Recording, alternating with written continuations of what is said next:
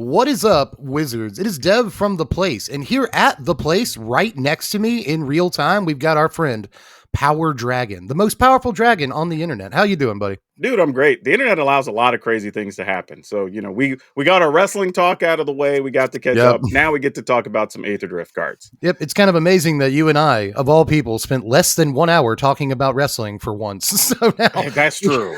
Yeah. That's true. So now we can actually get to Magic, which I guess is what people. I know the comments about. are going to be like, y'all need to get that wrestling show channel started because maybe we will eventually, but because that honestly, I got the logo and everything done. We're ready to rock. We can do it. Around like WrestleMania season, we can do it, which is starting up soon. So that's true. The whole video is going to be about our wrestling podcast. We're going to talk today about Aetherdrift. I know a lot of you would rather talk about anything but Aetherdrift, but today we're going to talk about the most overrated cards in Aetherdrift, because even though I get a lot of comments that say, I'm not into this set, I don't like the design, none of these cards look powerful, whatever, it is still fairly easy, in my opinion, we'll see about PowrDragns, to pick 5 cards that are getting way too much hype out of this set. How you feeling about that? Yeah, I think there's a lot here that we can talk about. I think it's because there's unique mechanics that don't necessarily work with other things, so we're going to have some unique decks. But I also think, and this has kind of been a theme over the last few sets, is that we're getting a lot of cards that do things very differently than we've seen before. True. So we don't really know how to rate or even use them. And I think current standard shows that. We have cards like Collector's Cage that didn't even start really making an impact until like 4 weeks ago, 5 weeks ago, really showing up at the bigger tournaments. So yeah, Cage was in standard for about a year before it ever really showed up. At least it feels that way. Well, yeah, because it was Thunder Junction, I think, is when it came out. It was part of the big score. OTJ. Stuff. So a good 9 months, 8 months, before it really had a serious impact. And I think that's just the way things are right now. And because of that, I think that it's sometimes difficult to evaluate cards. It's a theme that we revisit a lot when we get together. And in this case, even though I think there's a lot of cards in this set that people aren't taking seriously enough, there are others that look traditionally powerful that I think people are taking a little too seriously. So let's get it started. What is since you're the guest here, what is your number 5? All right, my number 5 overrated card is Unstoppable Plan. This is a 3 mana, it's 2 and a blue for an enchantment that at the beginning of your end step, untap all non-land permanents you control. This is one of those abilities, it feels super powerful, right? Like if you can figure out the thing to do, man, is this going to be big.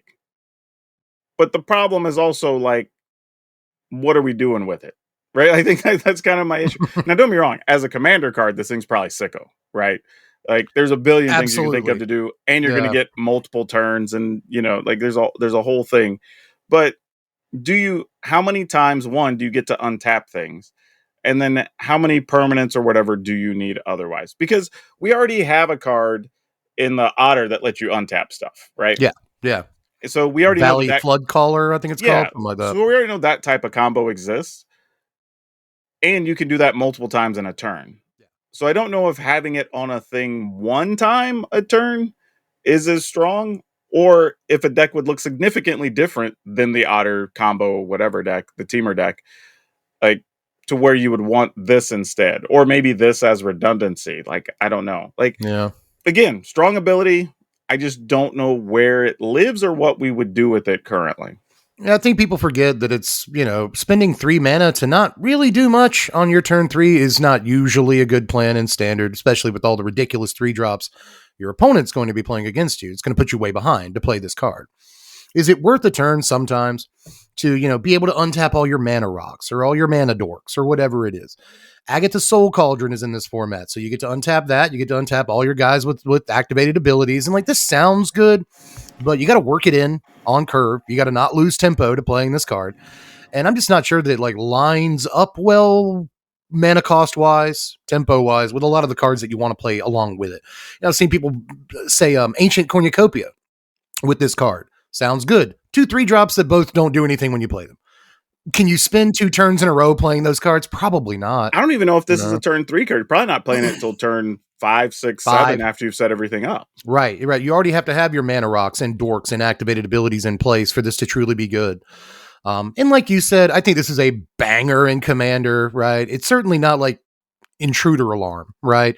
Oh yeah. But it's obviously a pretty good magic card once set up correctly. I just think Commander is the format where you'll have the chance to set it up correctly, whereas in Standard you're going to be flat. You're going to be steamrolled by the time you actually set this up right. But look, we said similar things about, I don't know about you, but I said similar things about Wilderness Reclamation being too slow and not good enough. And even though this isn't Wilderness Reclamation, it's still, technically mana every turn. So I don't know. I think it is overrated. I'm with you on that. I think ultimately in competitive 1v1s, this is a pretty overrated card. This is one of those where people are conflating Standard and Commander usefulness. Right.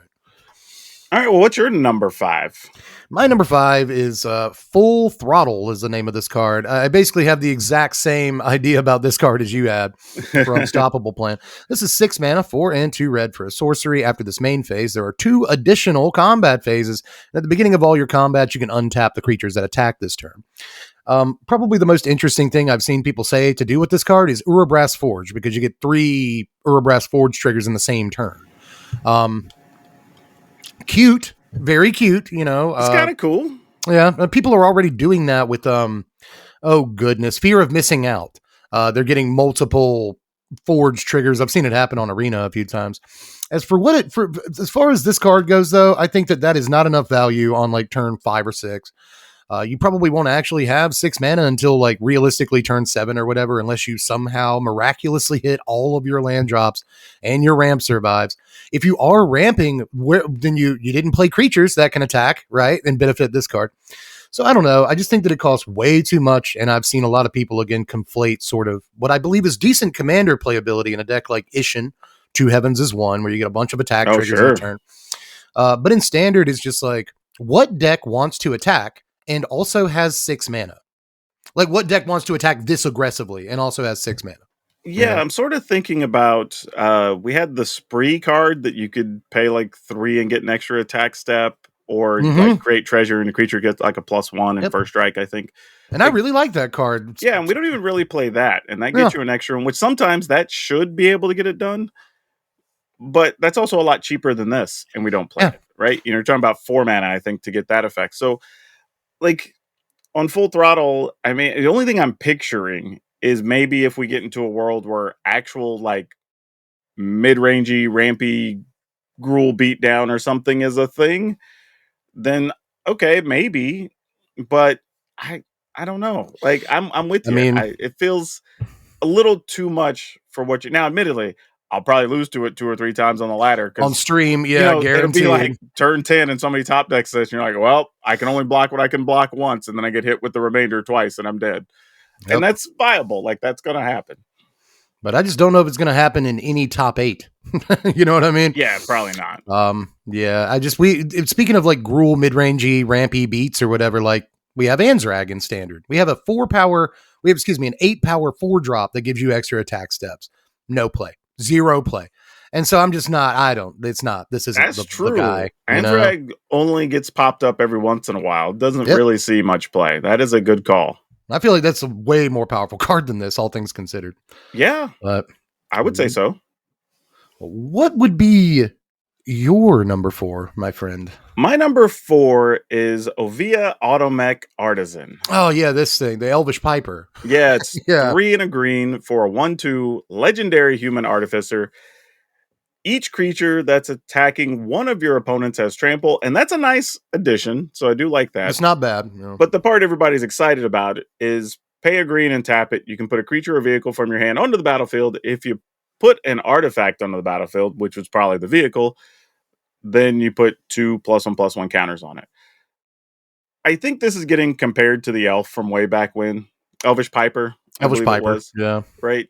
Now, admittedly, Piper was a 1/1, and, it only put in creatures. So, like, this is obviously better at what it does than the Piper. Upgraded. But we had the Piper not long ago in Standard, and it didn't get much play. Yeah, what was it? Was it Howl Pack Piper, I think was the name of it? Yeah, we had that as well. That was also an option. And Howl Pack Piper cannot be countered and does the same thing as an Elvish Piper. Yeah, and it transforms. Yeah. Untap Howl Pack Piper if you did it with a wolf or a werewolf. Yeah, and it almost never made the cut in top tier decks. Like, neither of those. And I think that's kind of going to be the same case here. Now, again, don't get me wrong. Giving stuff trample, I do like. And it kind of makes sense in the sense that if you cared about big creatures having trample, getting to put big creatures into play for free is pretty sweet. But we also recently got Kona in Yeah, Dustmourn, I and was we going to have make that point. lots of ways to tap it, whether you have artifacts you could tap it to, or you have Tyvar you could tap it to, or whatever, and still get your stuff for free. Yep. So it's like, outside of vehicles, obviously, you can't do that. Now, there may be a deck where Ovija signs out, and I think that's cool, especially if you're playing some of the big crazy vehicles out of this set. There's probably a world where that's a thing, but as far as like just being the card we're going to see in a ton of green decks or whatever, like, I don't think this is it. Yeah, I don't either. People, 4 mana and waiting a turn to do the thing is a super steep cost in standard. You know, like you were making this point, like Kona is a lot like this card, but you can do the thing the turn it comes into play. And Kona's 4/3. You could just fight with it. Yeah, and it's large. It's a pretty, compared to this, it's a huge guy. And again, none of the play that it probably should see. Kona's actually a really good card. The deck is strong, but you know, we just can do stronger things. So I ultimately agree. I think that we already have a better card than this that doesn't see the play it needs to be seeing. So yeah, and I think this is where we probably need to tell people, like, even with the stuff we're picking, we're not saying the cards aren't useful. We're not saying the cards don't get to do something. I just think for the hype that some of these are getting, they won't live up to the hype. Right. And again, like all 3 cards we've looked at so far this video are probably Commander All-Stars. Oh yeah, I definitely would play this in a Commander in a heartbeat. Right. This is great. This is great in Commander because it's a Elvish Piper that can live in your command zone, and that's exciting. But as far as I mean, I have a +1/+1 counters deck that, like, if I can put like 8 +1/+1s on a dumb 1/1 and it has trample, awesome. Let's go. Yeah, that doesn't seem bad. Yeah, I think the first line of text is actually like subtly the best line of text on the card. Yeah, I'm into it. Let's see. We are on, I think, my number 4 here. Yeah. My number 4 is, you could make the argument this is a weird one, but it's a Mendicant Core, Guide Light. This is a blue and a white for a star 3 legendary artifact creature robot. Mendicant's power's core is equal to the number of artifacts you control. Mendicant Core's power, I should say. I think I messed that up, but its power is equal to the number of artifacts you got.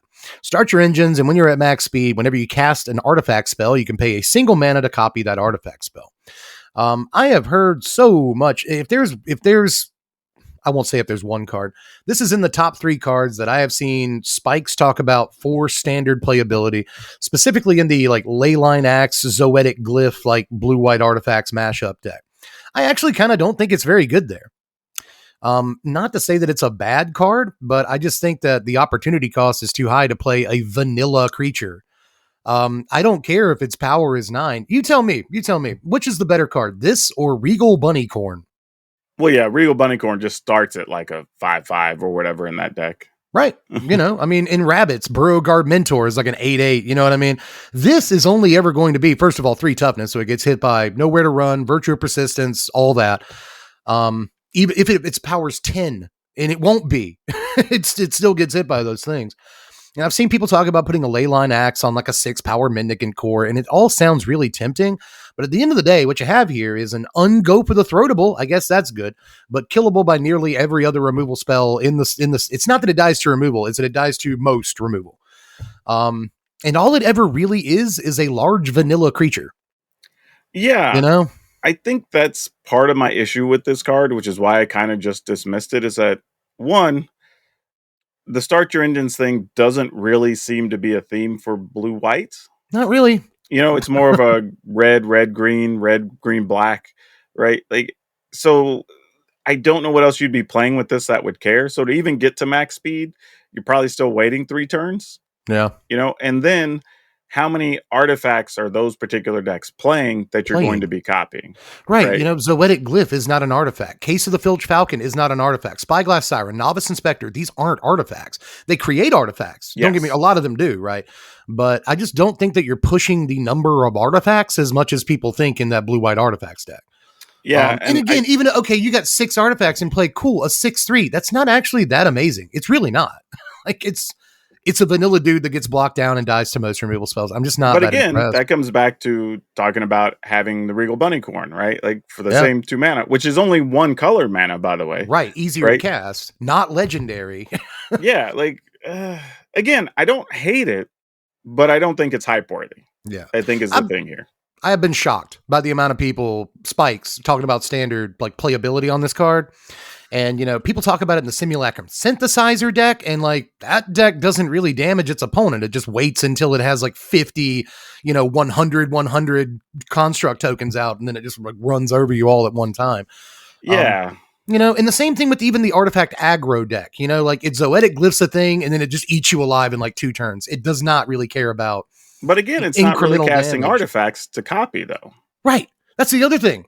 Yeah. Is, all the cards I just named, you cannot copy with this thing's ability. So it's just like, So its ability really is just being a big power creature for 2 mana. Yeah, that is actually in many cases. This is at its core. Yeah. I guess pun intended. At its core, this is just like a 5/3 for 2, and like, so I don't care. So yeah, maybe it's a fun commander where if you can like guarantee that you get max speed and you're just like copying artifacts, like ha ha ha, like it's cool to have the guy in your command zone. But again, in standard, I think that there are arguments for him, but I think those arguments fall like super short. So, what do you have for your number 3?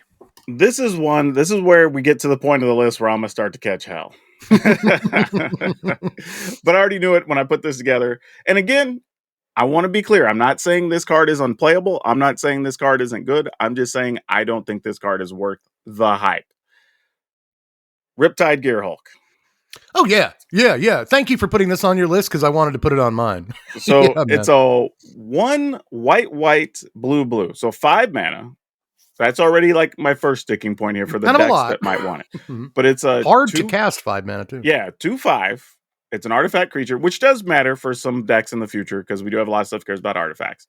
It has double strike, which is reasonable. It has prowess. This is where it gets a little weird because I'm like, what decks care about this being able to attack with double strike and are playing enough spells to make prowess matter? Yeah, what are you going to monstrous rage this? No, probably not. But maybe just I don't know, you're going to scry and whatever, and it's a 4 power creature, and that's good enough. If you cast like a bounce spell on one of their guys and get in with this, then you're getting 6 damage. Like it could just be good with like incidental removal that you cast. And maybe that's the situation for this card. Now it does have the other ability that I think is important on here is when it enters, each opponent put up to 1 target non-land permanent they control third from the top in their library. You tuck it like a Teferi. Yeah, and that does matter because it's non-land, right? So that allows you to get rid of a lot of things and buy yourself like 2 turns. And if this card gets played, it's mostly, I think, going to be because of the third ability on here. Oh, absolutely. The enter the battlefield trigger is wild. Yeah, it's because very then good. You have a 2/5 creature that does block a lot of things. Yeah. I mean, and not only that, but it threatens on blocks. It threatens to kill creatures exactly out of nowhere, right? Like if you have open mana, they're probably not going to swing into this guy. Like almost ever. Oh, sure. Open mana and cards in hand. That's all good. Yeah, I mean it's going for like $20+ on almost every website right now. I didn't even realize that. Jeez. Yeah, I've seen as high as 25, that's the part I'm just like, is it though? Is it like, and this is why I'm saying like I think the card is playable. I will probably put it in some decks. I could even see a world where when we're talking about some of these blue-white aggro-y things, this is just your top end. Right? We have basically a 4/5 attacker that can also get something out of the way. Right? Like I could see this being a 2 of in some of those decks and not be unreal just because it can remove something. Right? Yeah. Hell, some of those decks, you might just remove a like temporary lockdown to get a bunch of your stuff back for a turn. Yeah, that'd be cool. And that's good enough. So I could see some uses for this. I think it's definitely playable. I think it's very good, but I don't know if it's $25 hype worthy. I don't even know if it's standard playable. And I think that's because this card illustrates that a card can look really good. Like a card can be objectively very strong generically in a vacuum, but you've got to look, standard cards don't exist in a vacuum. You got to look at what's going on. And I'd say that the 2 choices for this, really, let's say 3 choices, are blue-white artifacts, which the card is too expensive for. Simulacrum Synthesizer, a deck we've already brought up, but Synthesizer already plays Unstable Glip-Bridge as a 5-drop, and that deck is kind of a tap-out control deck. So I assume if they're going to play a 5-drop, they'll stick with their sweeper. Thank you very much. Maybe they play a 2 of this. I think it's the most likely card for deck for the card to go in because it triggers Synthesizer. But apart from that, I guess the third deck is some sort of mid-range control blue-white hybrid of some kind. And in that case, there are probably better win conditions that have flash and some sort of built-in protection. So the card is really powerful in terms of just like a dumb mid-range dude that does something really strong. He is good, but I feel like this is like a 2015 Khans of Tarkir banger and not like a 2025. You know what I mean? I feel it's a very strong enter the battlefield trigger. And I won't deny that, but if you're paying 5 mana and it's difficult to cast in this format, then like it better be the banger of the bangers. Oh, you're spending 5 mana on a card. Is it named Sunfall? You know what I mean? If it's not, then it's probably not going to see too much play. Yeah, I mean, that's the other thing too, right? Does it eat the slot of some of the planeswalkers in those decks? Does it eat the slot of some other big flyers, that just won't have any blockers and come with other abilities? It's so hard to tell right now. I mean, this is one of the cases where, in the early going of a set review, we're all just like speculating, really, because the format's going to look very different here in about 2 weeks. We'll see, man. We'll see about that, bad boy. All right, we're up to number 3 on your list. Hey, it's a 5-drop creature. In this case as well. I don't know what I was trying to say there. I also have a 5-drop creature at number 3. It's the Speed Demon. This is 5 mana, 3 and 2 black for a 5/5 legendary demon with Flample. And also has start your engines. At the beginning of your end step, you draw X card, you lose X life, X being your speed. So even if you have no other speed cards in your deck, you will always, at least the turn this comes into play, you'll always draw 1 card, lose 1 life. However, works with Unholy Annex, which is what everyone's on about. This can be a 5-drop in Annex decks, and you can actually stack the triggers to where the turn this comes down, if you have an Unholy Annex out, you can draw 3 cards at a net loss of, I believe, 1 life. Because Unholy Annex also gains you 2 life. So that seems good. Problem is, you're playing demons. You're playing Black X demons. You want 5-drop? You want more 5-drops? Is that the way to improve the deck? More 5-drops? Do you think that's the way to do it? So that's kind of my one big issue with this is I think if demons is going to get better, it needs to have more efficient cards, and this just isn't really it. Yeah, this is a card, which one, I did say when I first saw Aetherdrift, if we don't have a card named Speed Demon, R&D screwed up. So cool that we actually got it. And easiest pun to put onto paper, and exactly. They got it. And it's literally just the Speed Demon, so that's awesome. I think the issue here, not just cost, but it's what the other cards already offer us in standard for the cost, right? We have the 4-cost demon, the Archfiend, right? 6/6, opponent loses life, all that. Right? We have the other 4-cost demon, the 2/4, where everybody loses life, double life, right? We have Shieldred for 4 mana. That's still a 4/5. The opponent loses life, you gain life, right? We have so many efficient cards. Oh, hell, we have Aclazotz at 5. At 5, exactly. And a lot of these decks cut Aclazotz like 3 months ago. They cut Aclazotz, and Aclazotz just a 1 or 2 of anyway. Because they don't need 5-drops. So why this? It's also weird to have start your engines on a card that costs more than 3. Right. It's cost 5 mana. Like, if I'm just getting engine started on turn 5, or let's say I have a Line War Elf and I'm playing, I don't know, Golgari or something on turn 4, that's still not crazy exciting. Yeah. Right. You know what I mean? Like, it's just a weird thing to have on a 5-cost creature. Like, I know that this does a thing the turn it comes into play, and it's speed related. Like, again, even if you just started your engines on turn 5, and again, you miraculously hit all your land drops, and it's turn 5, and you drop this, then it at least draws you a card. I guess that's fine. But I still think, and I'm gonna use this argument again. I know everybody hates it, but it does, in fact, die to removal before it actually does anything. If it had that Gear Hulk we just looked at, they kill it with removal, which, by the way, it's not go for the throatable. This guy is. I'm going to throw that out there. But either way, if they kill your Gear Hulk, the turn it comes into play, it still did something really good when it came into play. This guy, you can pay all 5. You can skip your turn 5 to play this guy, resolve him, dies to go for the throat, and then your opponent just like wins the game because they got ridiculous mana value over you. And I don't trust 5-drops that either do nothing when they come into play. Like, again, the Gear Hulk has an ETB trigger, or Aclazotz. Aclazotz, if he dies to a go for the throat, he'll be back. You know what I mean? He's got like built-in removal protection. This guy has none of those things. In a weird way, I feel like this maybe should have had just, instead of starter engines, a max speed ability. Oh yeah, And then yeah. maybe when it enters the battlefield, if you have max speed, thing happens. Whether it Yeah, kills the draw X, lose creatures, X, opponent something discards like their that. hand, whatever the case may be, right? Something big that, okay, we've worked our way to max speed. We play the speed demon, something silly happens. All right, now if it dies, whatever. Opponent discarded their hand, great. Sure. Right, whatever the case may be. I think that would have made this more appealing. But as it is, and it's legendary, Yeah, that also. hurts. Legendary hurts, man. You're only going to play like one copy if you ever play it So yeah, in I the don't first know. place. Having flying and trample is nice, obviously, on a 5/5 flyer, but yeah, I mean, again, it's not that this is another case where I'm not looking at it going, man, these words on this card sucks. It's more like we just have a bunch of other stuff at 4 and 5 that I don't yeah. know where this would fit. Hell, even like you're saying with the rooms, you're just paying 5 to make a 6/6 demon. Anyway, you already have a 5 drop. Right? You already have a 5 drop, a 4 of 5 drop in that deck. I could see where, on certain turns you have the choice between getting Ritual Chamber, the 6/6, Sure. or just playing this guy. And you might play this guy because he gets you more cards. But I just feel like that's opportunity cost wasted. Like you can use Yeah. those slots in your deck to do something else, something more efficient. So I'm not. I hate that it's legendary. Good call on that. It's dumb. But what are we at? 2? Wow, Yeah. that's amazing. What's your number 2?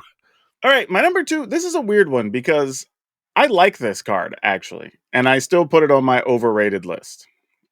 So when people think like we hate cards, it's like, no, I actually genuinely like this card. I think Oh. the art's cool. I like so much. I like that it's a callback to another card from years ago.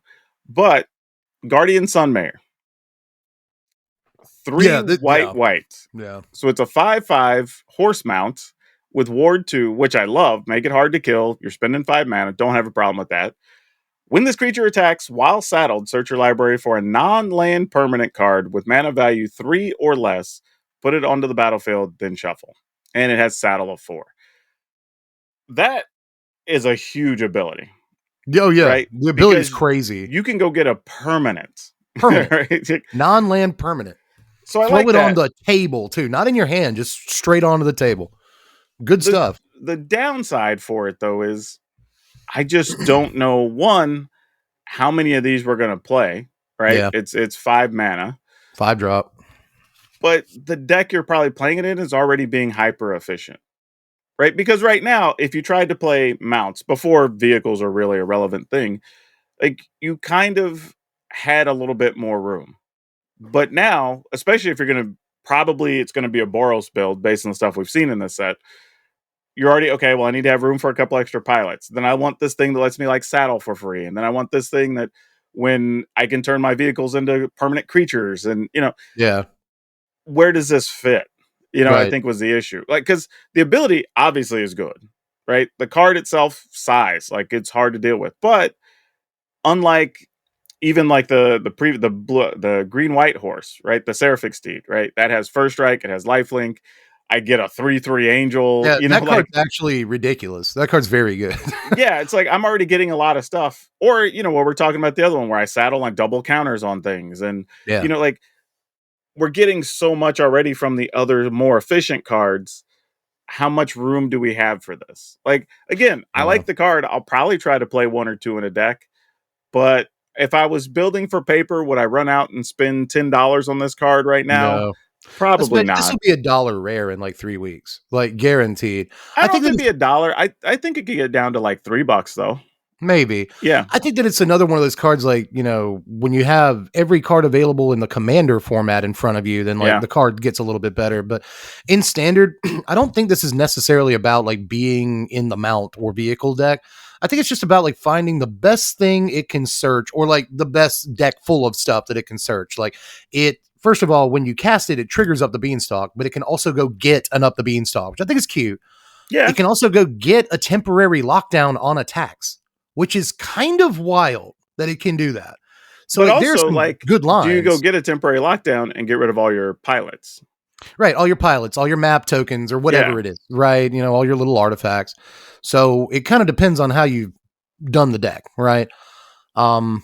It certainly does. So I do think there are good hits to get with it, but despite the ward 2, you still have to wait an entire turn to attack with it most of the time. Yeah. Could be in your Koladin deck. I think he's like the 2-drop Boros guy that makes mounts and vehicles have haste. Yeah, and that's fair. become saddled when they come into play. Like that guy looks okay. I like him. But even in that deck, I think you're just like much lower on the curve doing efficient stuff. And like 5 mana is just, I hate to sound like a broken record here, but you have to be a monumentally good card to see play at 5 mana in any constructed 1v1 format. And I will say, if this gets saddled and attacks hell more than once, you might win the game. Good stuff. Yeah, you know what I mean? So I'm not going to deny the card has like inevitability on it, but it is, I think it's fairly easily dealt with. I guess for me, I guess the way I would describe it is your ceiling is very high on this card, right? There's a bunch of things you could do with it, a bunch of situational cards you can go get. You can maybe play a toolboxy thing with 1s and 2s of different stuff. Yeah. But also, I feel like the floor could also be very low. The floor is under the basement on this all card. Right, I have a 5/5, but I don't have 4 power to saddle it with, so I just have a 5/5. Yeah, altogether, that's a fantastic choice. It really is. People were freaking out over that horse, and I just, I think it's cool. Like I said, I'm going to play it. And maybe the idea is it doesn't go in some super aggro-y saddle mount deck. Maybe it goes in something else as the mid-rangey card to go fetch out your answers. Like, yeah, possible, you know? I don't think the card's bad either. I don't. I just not sure where it goes or if it's going to make it.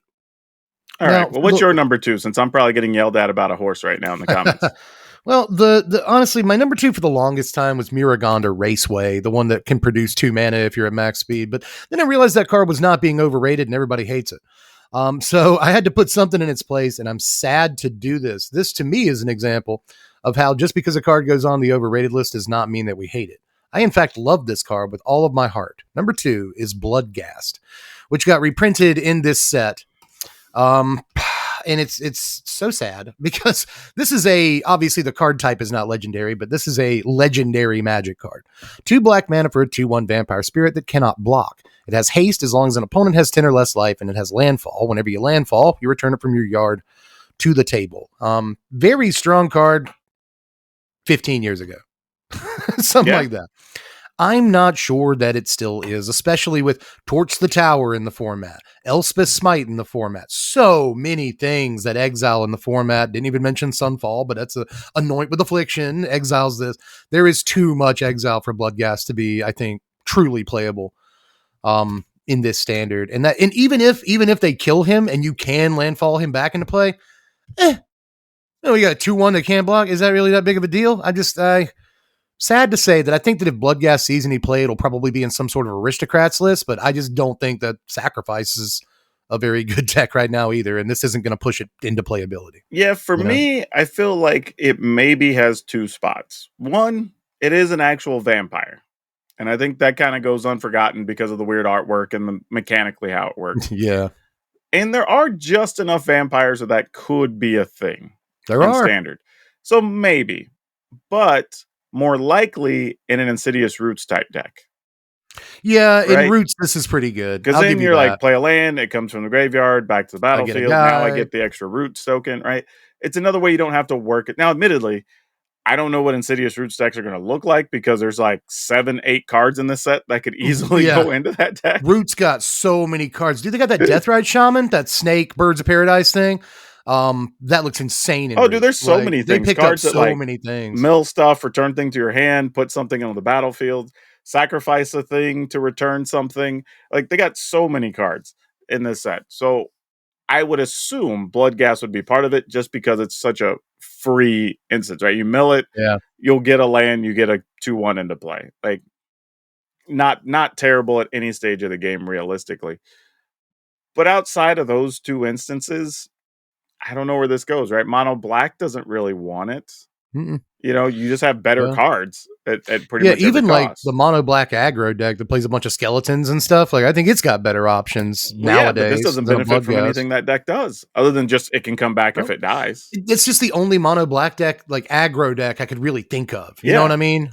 Mid-rangey black doesn't want it. The red black aggro sacrifice things, maybe. That's probably the closest call. Because like you could sacrifice it, play a land, get it back, and you have a free thing that you could sacrifice to braids or something or whatever. Or whatever. Yeah, right? you can sack it to braids every turn. I could be talked into that, playing like 3 copies of this in there or whatever. I mean, it doesn't block, which is a liability against the hyper aggro like red or red-white decks. Yeah. But I mean, it's got maybe 3 homes potentially. That's more 2 real homes and 1 kind of. Yeah, that's more than a lot of the other cards we've discussed so far. Yeah. I just fear that like it won't live up to the level of hype it's receiving as a reprint. A lot of people have a lot of love and nostalgia for this card, myself included. I'm also trying to be objective here. I just don't think Bloodghast is the card that it used to be. And you make some good points about like Red Black Sack and Insidious Roots. Well, I agree. Those are great homes for this. So we'll see. But ultimately, I guess my point is that it's just not what it was. It's a good nostalgia hit, and people will be excited about it. But I don't think it's a dominant card in the format in any way, like it once was back in the day. Back then. But we have made it now, I believe, to your number 1, and I kind of wonder if we have the same number 1. You go ahead. When my number 1 is going to get me severely blown up. But it's Radiant Lotus. Same. My number 1 is also Radiant Lotus. I knew it. Dude, what am I supposed to do?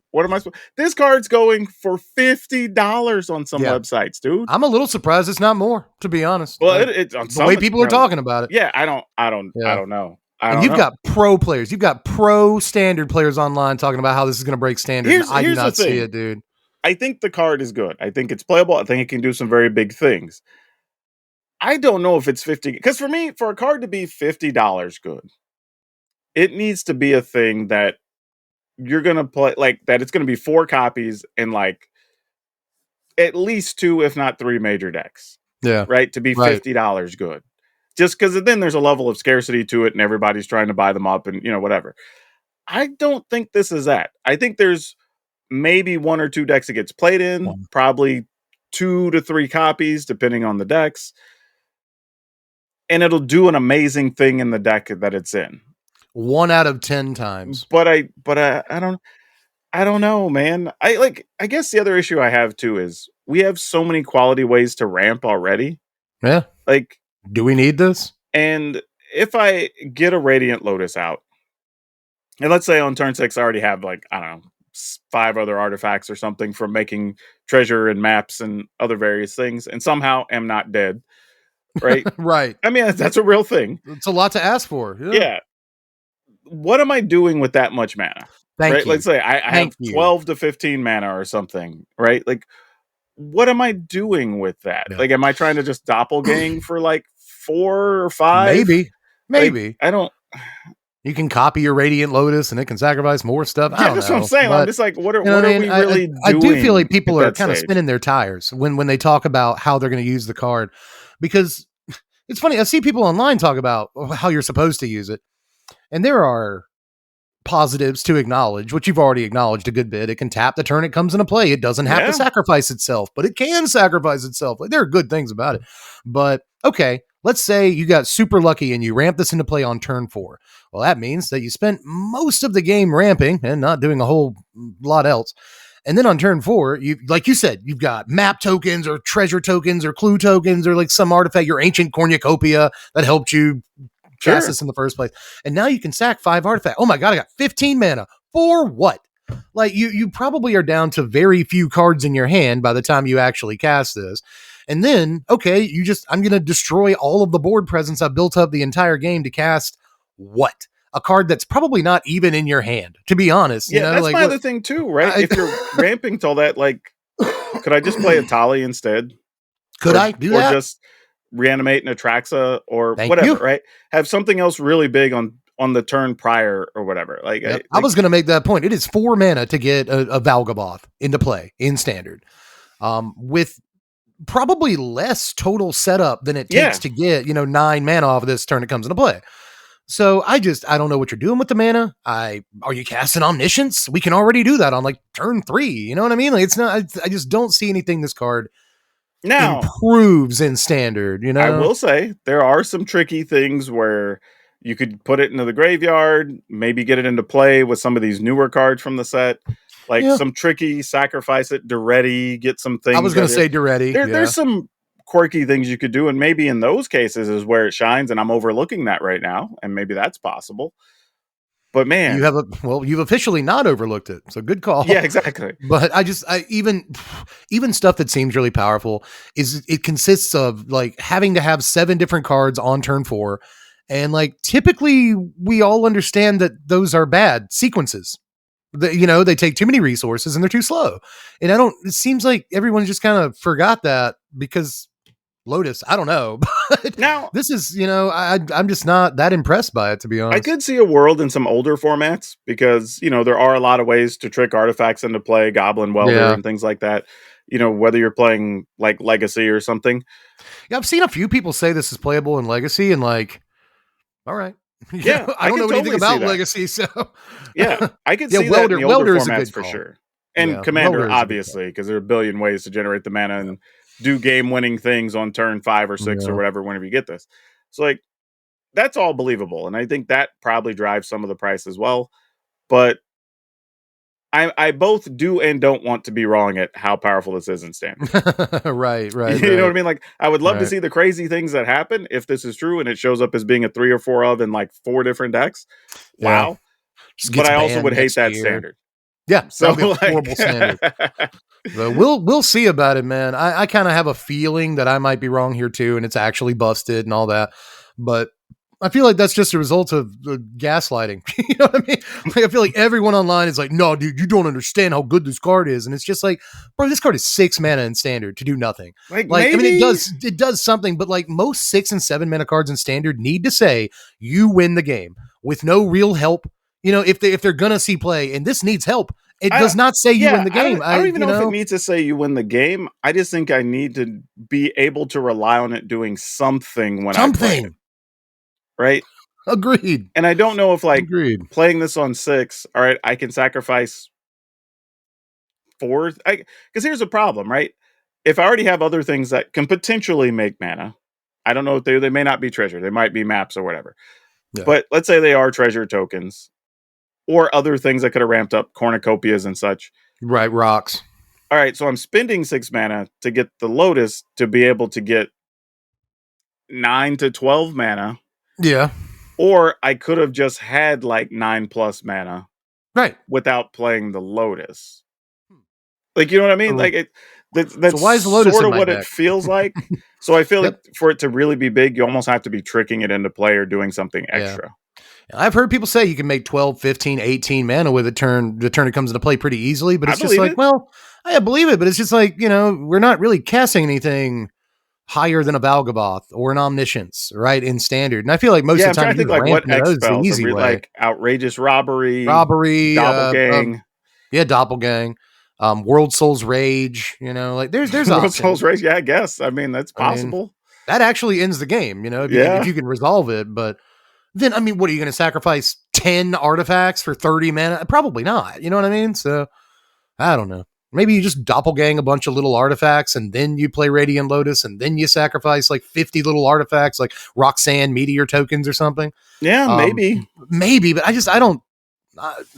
Temur Doppelgang is just better without this card already. You know what I mean? Like, what do you take out to put this card in? Yeah, because that's the other issue too, right? How many artifacts do you end up with in play that you use to keep yourself alive, right? Yep. Because are you going to sacrifice an Ancient Cornucopia or even an Urbrass Forge? Are you going to sacrifice a Forge that's on like 4 to this card? Probably not, Yeah, that's part of the issue, right? We need other cards that also are artifacts to get us to the point where we get to play the Lotus, I think is the issue. And there may be enough. I haven't really spent time to figure that out with looking through the set in that level of detail. So it's possible. Yeah. But that's probably what that needs to look like for this to be the deck in Standard that plays this. I think the easiest line is something like, turn 2 Iron Crag, turn 3 Mana Rock, turn 4 Radiant Lotus, sack all 3 artifacts that are on the table for 9 mana on turn 4. But like, again, what are you doing with that? And I just feel like there's a million ways you could get something that costs 9 mana into play on turn 4 beyond just Radiant I guess we Lotus, could draw X cards. We still have one of those. Like we have a couple, yeah. So you draw like 7 cards. Yeah. Okay. But you also skipped your turn 4 to do that. So yeah, that's what I'm saying. You know, I don't know. you just get steamrolled when aggro gets to untap and swing again. So I just, maybe what we're getting at here is that this is probably a well-balanced card more than it is, a piece of garbage or the best card in the set. Yeah. I think that they did balance this pretty well, all things considered. And it's going to do some hype stuff from time to time. But I think a lot of the time it's going to sit there and rot in your hand because you're not getting the artifacts you need, or you don't have the card to cast with all the mana. You just have to wait till everything comes together, and that does not feel good. $50+. Like you're talking about in some sites getting close to $60. Yeah, Scryfall says close to 60. So at this point, you're meaning like the only cards we've had recently that were that expensive were like obviously the One Ring. Yeah, One Ring. Sheldred's still like $80, I think. Yeah, but Sheldred also at one point, it's played in almost every black commander deck. Yeah, right? Exactly. Yeah. And it was a 3 or 4 of in a lot of standard decks for standard decks. It's played in Pioneer from time to time. Like, there's 3 or 4 different formats want that card. So and then I guess the orcs from Lord of the Rings got pretty expensive at one point. Bowmasters. Yeah. And that's kind of it. I don't know if we had anything that was in that ballpark in a while. So yeah, I don't know. I don't know how to feel about it, but I know people are going to feel different, tell us we're crazy, and that's okay. That's fine.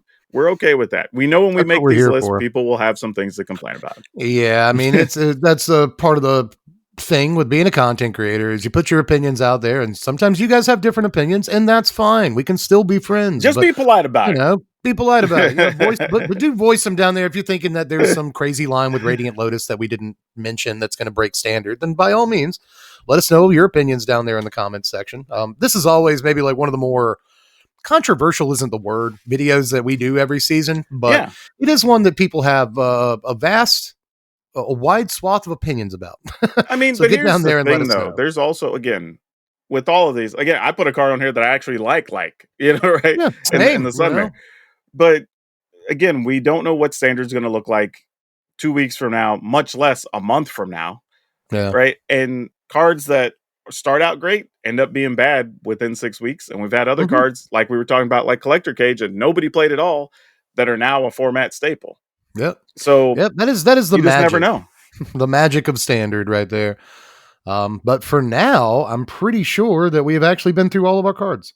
Yeah. The only other card I wanted to mention was like Venwix's Verbose Host. That card sucks. It's the thing that lets you draw an extra card if you would draw a card, but you have to have max speed. It's in blue. It's trash. But apart from that, I think that I am done for this one. But make sure you go over to PowrDragn's channel because we're recording another one here where we will do a much more positive video. We're going to be talking about the most underrated cards in the set over on his channel. Oh, and I'm sure people think we're absolutely crazy on that list. Yeah, that's the thing is people think that we're just like the most negative people in the world with this list, but then like people think we're the most naive idiots when it comes to that list. So, to pick and choose which one you want to comment on. But stay consistent, right? In any case, you got anything to take us out here, Daquan? Where can they find you? You can find me at PowrDragn, PowrDragn, putting up content literally every day. We're about, I believe when this goes live, about a month away from being 5 years consecutive of content. At least one video, many times 1.5 to 2 videos every day. Hardest working man on YouTube. You really are. I try. And like I've been working this week for a previous season. I've got a trip coming up that I'm planning for. I am dog tired, but like you, fresh as a daisy. I don't know I really don't know how you do it. Because I ran my own business for like 16 years and worked a dumb number of hours. So this feels like a vacation by comparison. Right. But all right, everybody. For now, I'm going to go ahead and let you file out. Make sure you hit the button shaped like a thumb on your way out. Can't miss it. Apart from that, sub to the sandwich. Num. I need more sandwiches. Apart from that, I guess the last thing you can do, if you want to, you can check out the Patreon. I have one of those, just $1 a month to join up and vote on what decks we do for Aetherdrift Standard. But for now, we are going to get out of here and record our other video. We're actually not going anywhere. We're going to record the other video, but we will see y'all very, very soon. I've been Deb from The Place. This guy over here is PowrDragn. Thanks for watching, Wizards. Spread love and be kind.